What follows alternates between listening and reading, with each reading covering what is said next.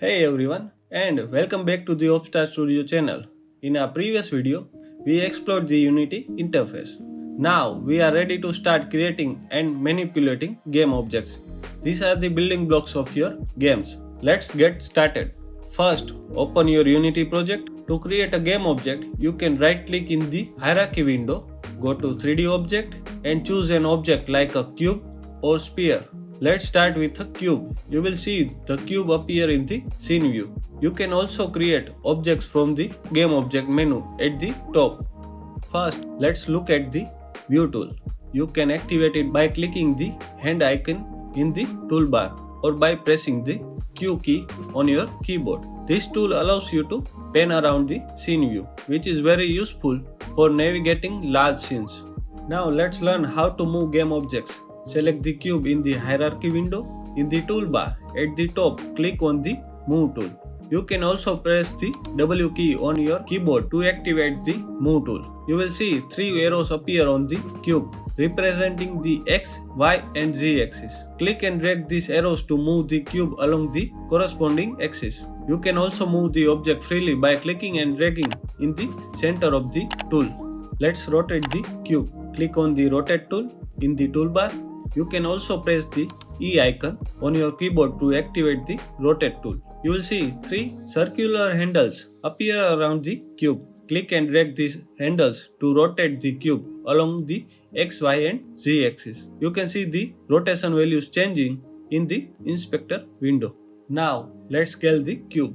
Click on the Scale tool in the toolbar. You can also press the R key on your keyboard to activate the Scale tool. You will see 3 square handles appear on the cube. Click and drag these handles to scale the cube along the X, Y and Z axis. You can also scale the object uniformly by clicking and dragging the center handle. The Rect tool is used for working with 2D elements, particularly UI elements. You can activate it by clicking the rectangle icon in the toolbar or by pressing the T key on your keyboard.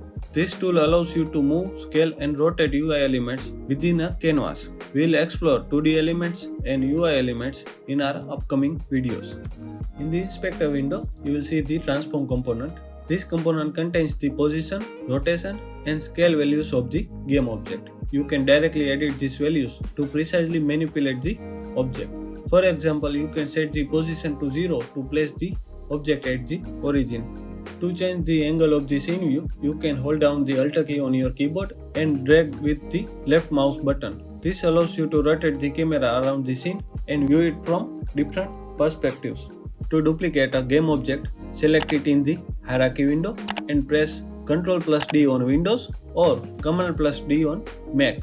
This will create a copy of the game object. To delete an object, select it and press the Delete key from your keyboard. You can create parent-child relationships between game objects.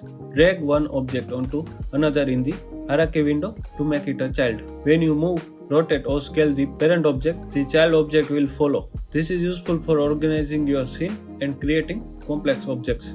Just try adding more objects to your scene like spheres, cylinders and practice using the Move, Rotate, Scale and Rect tools. Experiment with different transformations and parent-child relationships to get a feel for how they work. Also, when you have a collider attached to an object like the box collider on the cube, you will see an Edit Bounding Volume option in the inspector window. This allows you to adjust the size and shape of the collider directly in the scene view, providing more precise control over collision detection.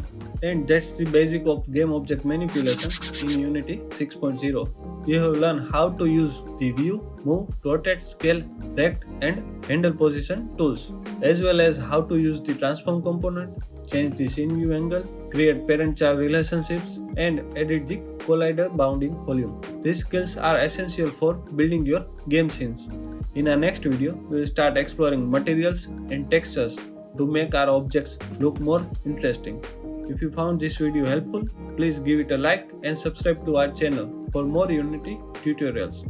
If you have any questions or idea for future videos, let us know in the comments. Thanks for watching and we'll see you next time.